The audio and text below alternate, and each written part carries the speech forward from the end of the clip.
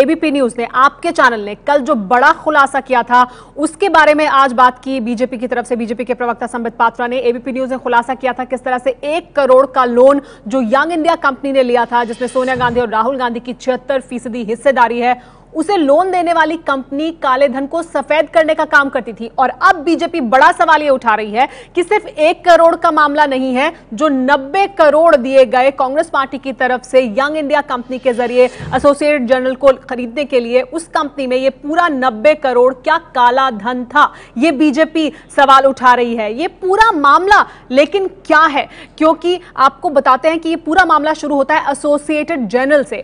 1938 में national Herald अखबार शुरू किया गया था। पंडित जवाहरलाल नेहरू ने इस अखबार को शुरू किया था। नेशनल हेराल्ड अखबार यानी एसोसिएटेड जर्नल्स लिमिटेड छापती थी, ये कंपनी है एसोसिएटेड जर्नल्स, वो छापती थी नेशनल हेराल्ड अखबार, जो पंडित जवाहरलाल नेहरू ने 1938 में शुरू किया था। साल 2008 में एजीएल यानी एसोसिएटेड जर्नल कंपनी बंद हो गई थी, क्योंकि उसके ऊपर बहुत बड़ी देनदारी हो गई थी। 2008 में एसोसिएटेड जर्नल बंद हो गई।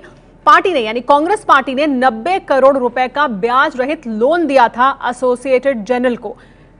बिना ब्याज का 90 करोड़ का रुपया चुका नहीं पाई एसोसिएटेड जर्नल। कंपनी फॉर्म की गई, एक कंपनी बनाई गई यंग इंडिया कंपनी। इस कंपनी के 38% हिस्सेदारी सोनिया गांधी के पास है और 38% हिस्सेदारी राहुल गांधी के पास है। कांग्रेसी नेताओं ने यंग इंडिया कंपनी बनाई, जिसमें 76% हिस्सेदारी सोनिया गांधी और राहुल गांधी के पास है। इस कंपनी ने, इस यंग इंडिया कंपनी ने एसोसिएटेड जर्नल कंपनी को खरीद लिया, क्योंकि कांग्रेस पार्टी की तरफ से दिया गया था लोन 90 करोड़ का।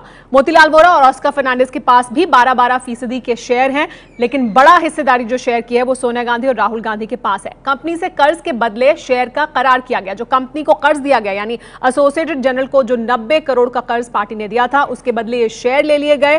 कर्ज यंग इंडिया ने अपने नाम कर लिया। जो कर्ज कांग्रेस पार्टी ने दिया था वो कर्ज यंग इंडिया कंपनी ने, जिसमें सोनिया गांधी, राहुल गांधी, मोतीलाल वोरा और ऑस्कर फर्नांडिस के पास शेयर थे, वो कर्ज यंग इंडिया कंपनी ने अपने नाम कर लिया। यानी 90 करोड़ का लोन दिया गया कांग्रेस पार्टी की तरफ से एसोसिएटेड जर्नल को, और एसोसिएटेड जर्नल का लोन 90 करोड़ का लोन शेयर के बदले यंग इंडिया कंपनी ने अपने पास कर लिया। यंग इंडिया कंपनी में सोनिया गांधी, राहुल गांधी, मोतीलाल वोरा और ऑस्कर फर्नांडिस की हिस्सेदारी थी, उनके पास उसके शेयर थे, लेकिन बड़ा हिस्सा शेयर का जो था वो सोनिया गांधी और राहुल गांधी के पास था। अब बीजेपी सवाल ये उठा रही है कि जो ये 90 करोड़ का जो लोन दिया गया था कांग्रेस पार्टी की तरफ से, क्या वो पूरा काला धन था? और इस पर सीधे सवाल पूछा है राहुल गांधी से।